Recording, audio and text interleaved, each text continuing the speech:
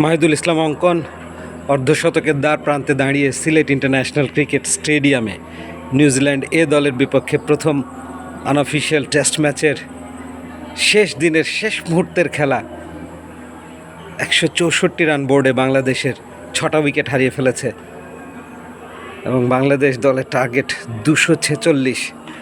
অনেক দূর পথ এখনও পাড়ি দিতে হবে। এর আগে জাকির 50 করে গেছেন, সোহান চিপলি আউট হয়ে গেছেন। বাংলাদেশ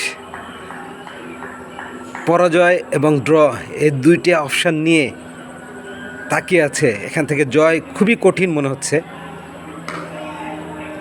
সারভাইভ করছেন অঙ্কন, সাথে রয়েছেন মুরাদ। Tough time,